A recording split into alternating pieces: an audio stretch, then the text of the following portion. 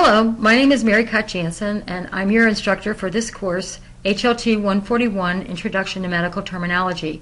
Since this is an entirely online class, I was thinking it might be a good idea if I did an orientation to the course for you to help you get started. Now, there's more information in the course that I'd like you to review, but this is just to kind of give you a jump start. So I hope that you will then review the material, other material in the class at a later date. Okay, so let's go to the course. Okay, here we are at the home page of the course. The course is divided up into roughly 3 sections: the administrative features, the assignments, the support, and lastly, the exams are down here. They're part of assignments, but also separate. When you first log on, the home page will be my welcome message for the first couple of weeks, but then I'm going to change the home page to the announcements page, and I will communicate with you mostly through announcements and email, and important announcements I'll push out to you, but it's really your responsibility to check the announcements and for any new announcements that may be posted. So after a couple of weeks, I will change the home page so that the announcements page is first. Okay, now let's take a look at the syllabus right here. There's a lot of great information in the syllabus. It's just like a paper syllabus, except it's in a digital format. Let's go to the books, materials, and learning tools. I'm just going to focus in on a few parts of this syllabus. The required textbook and materials. Take a look at that. This class is given through the Extended Learning Institute. So the bookstore is not housed in the medical education campus. It is housed actually at the Alexandria bookstore. So when you order your textbook, you're ordering it from the Alexandria campus. They will mail it to you. If you go to the Alexandria bookstore, you can actually see a separate section full of Eli books. The reason for this is sometimes we'll be offering the same course that they are offering at the medical education campus, but we are using different textbooks. Let's take a look at grading withdrawals and incompletes. All right, here is how you're going to be graded in this course. There's 15 quizzes, 1 for each chapter, and that's 20% of your grade. There's 3 proctored exams, 65 questions each, 60 true and false multiple choice questions, and 5 audio spelling terms, and that's worth 70% of your grade. So you see that's a large portion of your grade. And then there's 3 pronunciation exercises, and that's worth 10% of your grade. Passing is a minimum score of 77%. Here is how the grades, the letter grades, are broken out into percentages. And I want to make you aware of this, how to calculate your final grade. You know, this is a little bit different. It's called a weighted grading system. So it's not like there's 100 points and you can correlate it easily to the percentages you see in this letter grade scale here. So I put a little movie in here on how to calculate your grade. There's an Excel spreadsheet that is available for you. The movie is 3 minutes long. It's really short, and it will show you how to use this and how to keep track of your own grade. In the My Grades area, you'll see a total for quizzes, total for exams, and total for pronunciation exercises. And those are the 3 columns you'll use to help you with your grade. So let's say it gets to be the end of the term, and you want to know how many points you need to get on the final exam to get an A in the class. This would be a useful tool for you. And I'll have you review the withdrawal and incomplete policy on your own, but in general, I don't give incompletes. Taking exams and using exam passes. Let's take a look at that.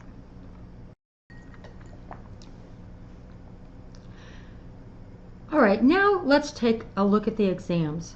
Exams can be taken in 3 ways. In any of the Northern Virginia testing centers, using ProctorU, or request to test using a proctor from another Virginia Community College campus or another recognized proctor.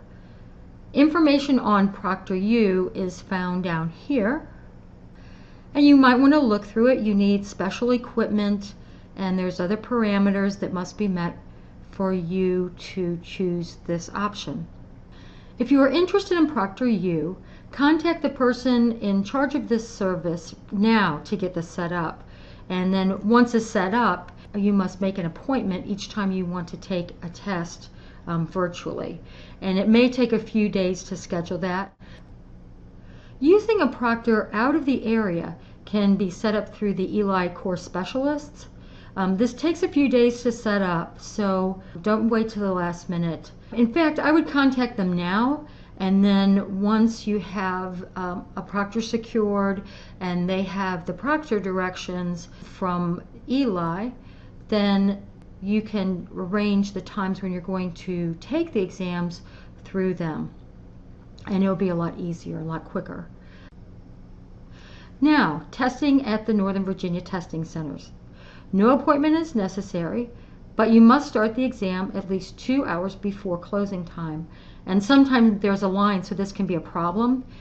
You need to take an exam pass, and you can get the exam pass here. You just select that, and you see it has my name on it.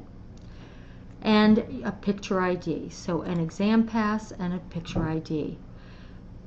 Exams can be taken at any of the Northern Virginia campuses, so Manassas or the MEC or Alexandria, Annandale, it doesn't matter. And now a few words about the exams themselves. They have 60 multiple choice true-false questions and 5 spelling or audio questions. Now the spelling audio questions are what I'd like to talk to you a little bit about, because they're actually different than the pronunciation exercises that you're going to need to turn in.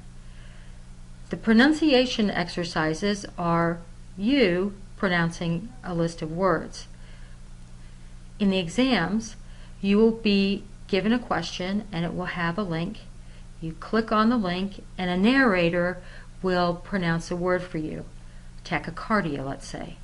And you will type in the word. So that's more of a spelling question, and it indicates that you recognize the term. So to help you out with those questions, I would suggest that you look at the back of each chapter. There are a list of terms, and it tells you how to spell them and kind of illustrates how to say them, and that may be helpful for you on the exams.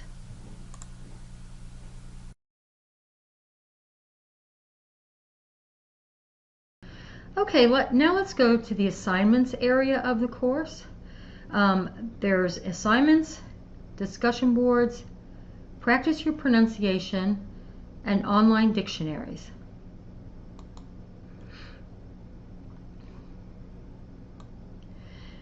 To begin, I have the course schedule up here, the start date, the due date, and all these graded assignments. So you may have some assignments like reading. Reading is an assignment, but because it's not graded, it's not listed. In these gray bars with the red lettering, those are what they call critical dates, and those are critical course dates.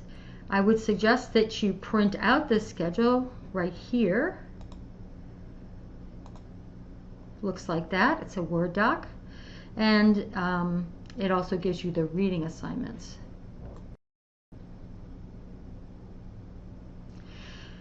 The first critical date is the first assignment due date. Now what that means is if you don't submit an assignment by this date, you will be automatically withdrawn from the course. You will get a full refund, but you will be dropped from the course.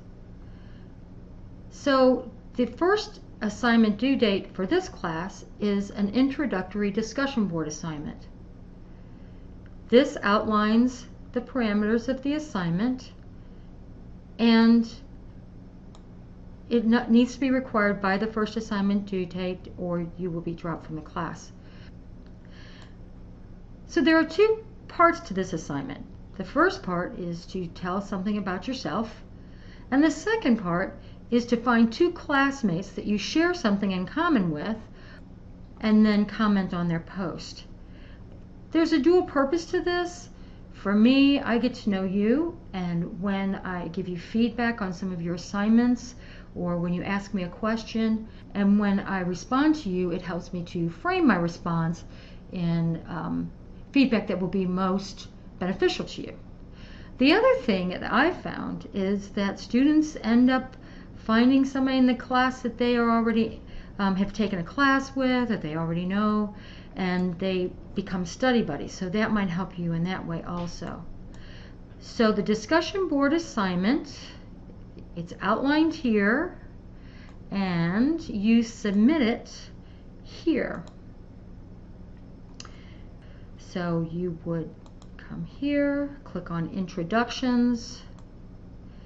There's my introduction, and you can then create your own thread up here.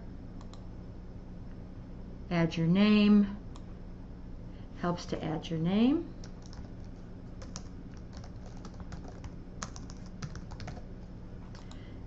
Add your bio.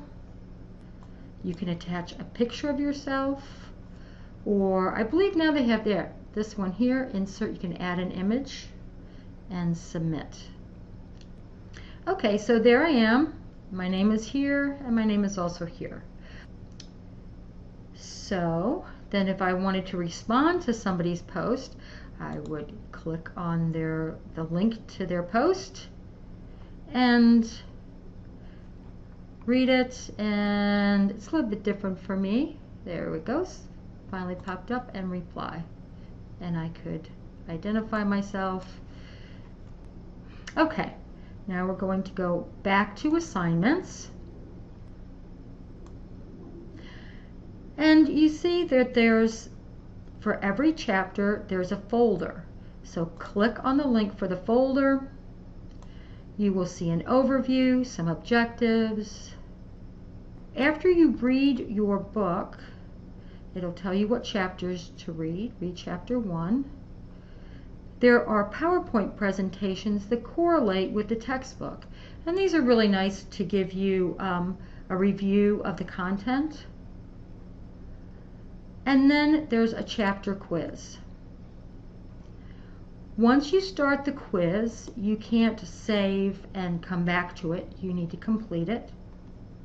You get 1 hour. These are taken at home, open book tests, and then begin. They're true, false, and multiple choice. And when you're done, just submit.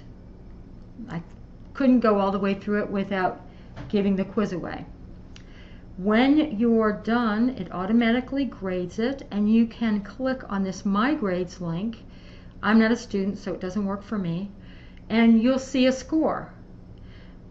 So you can see the score that you got on that quiz, but if you click the number, you can get the feedback, and you can see which ones you got right and which ones you got wrong. And then that helps you to study, and you know your areas of weakness. All right. Back to the assignments. Let's look at one more thing. Down here at the pronunciation exercise, these are called voice boards. And there's 3 of these pronunciation exercises, and you will need some type of microphone, a headset. Sometimes the computer microphone can pick it up and it'll sound great. You get 2 attempts. And we're going to enter the voice board. If you're having problems with this, you may want to try using Chrome if you're on a PC. I understand Mac users are not having a problem. So here's the words, all right? And this whole exercise is worth 10 points. See how this isn't showing anything? Click the setup wizard.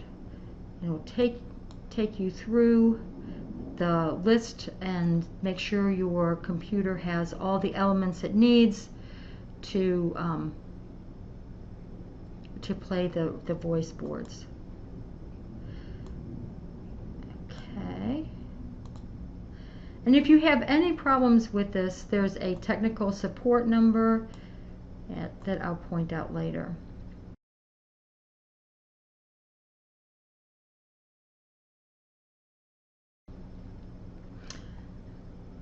Okay, so this is what the voice board looks like. And you would start here with new, and you would Mary, MKJ,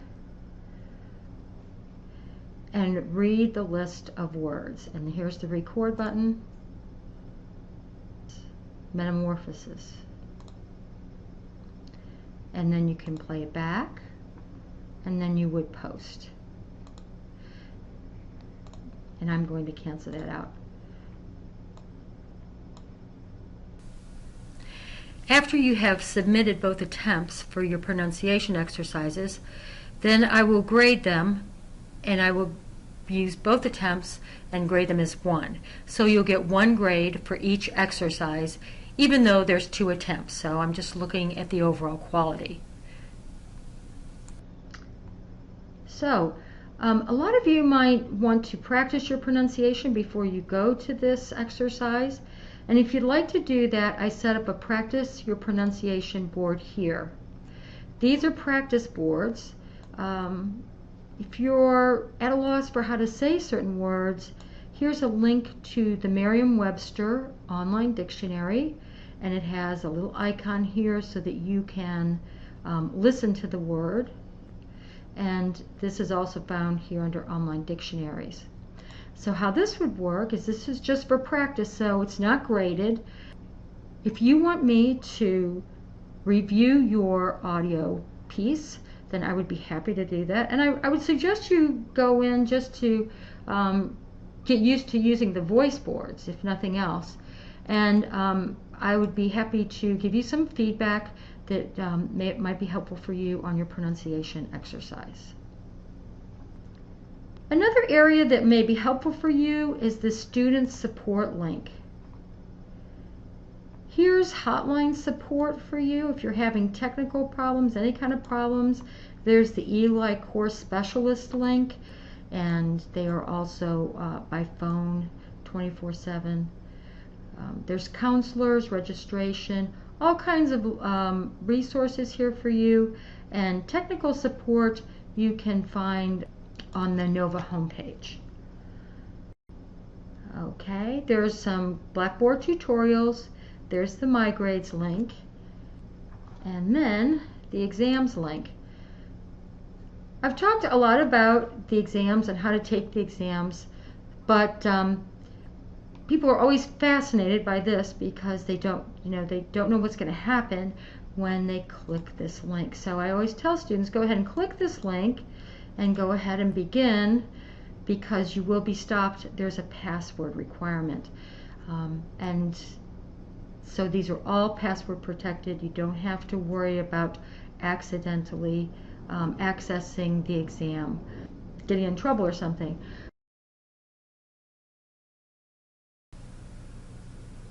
Okay, everybody, so that's it for the orientation, and this is the textbook that we'll be using. And I would encourage you to go to the publisher's website.